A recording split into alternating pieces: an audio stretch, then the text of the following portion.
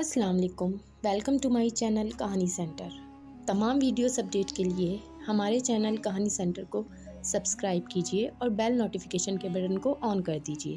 تو آئیے چلتے ہیں آج کی کہانی کی طرف۔ حضرت زکریا علیہ السلام اور بے موسم کے پھل۔ حضرت زکریا علیہ السلام حضرت مریم علیہ السلام کے خالو تھے۔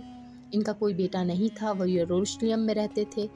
حضرت مریم علیہ السلام کے والد کا نام حضرت عمران علیہ السلام تھا اور حضرت زکریا علیہ السلام ان کے گہرے دوست بھی تھے۔ حضرت زکریا علیہ السلام پیشے سے ترکان تھے اور بچپن ہی سے بہت نیک تھے۔ اللہ تعالیٰ نے ان کو بنی اسرائیل قوم کی ہدایت کے لیے اپنا نبی چنا تھا۔ حضرت زکریا علیہ السلام اللہ کے حکم سے حضرت مریم علیہ السلام کے سرپرست بن گئے۔ انہوں نے عبادت گاہ میں الگ کمرہ حضرت مریم علیہ السلام کو دے دیا۔ حضرت مریم علیہ السلام اپنے خالو حضرت زکریا علیہ السلام سے تعلیم حاصل کرنے لگیں۔ ایک دن حضرت زکریا علیہ السلام ان کے کمرے میں گئے تو حیران ہو گئے۔ وہاں ایسے تازہ پھل پڑے تھے جن کا موسم گزر چکا تھا۔ حضرت زکریا علیہ السلام نے پوچھا، اے مریم، یہ پھل کہاں سے آئے؟ حضرت مریم علیہ السلام نے جواب دیا کہ اللہ تعالیٰ نے دیے ہیں۔ حضرت زکریا علیہ السلام سوچا کرتے تھے کہ کاش ان کا کوئی بیٹا ہوتا۔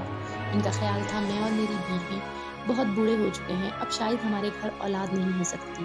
حضرت مریم علیہ السلام کے بے موسم پھلوں کی بات سن کر انہیں خیال آیا کہ جو اللہ تعالیٰ بے موسم پھل دے سکتا ہے تو وہ سب کچھ کر سکتا ہے۔ انہوں نے اللہ سے دعا کرتے ہوئے کہا، اے اللہ تعالیٰ، آپ تو موسم گزر جانے کے بعد بھی پھل عطا کرنے والے ہیں، مجھے بھی بڑھاپے میں بیٹا عطا کر دیں۔ فرشتے نے حضرت زکریا علیہ السلام کو خوشخبری دی کہ اللہ تعالیٰ نے آپ کی دعا قبول کر لی ہے۔ کچھ عرصے بعد اللہ تعالیٰ نے حضرت زکریا علیہ السلام کو ایک بیٹے سے نوازا۔ حضرت زکریا علیہ السلام نے اپنے بیٹے کا نام یحییٰ علیہ السلام رکھا۔ حضرت یحییٰ بہت ہی مہربان اور ہمدرد دل کے مالک تھے۔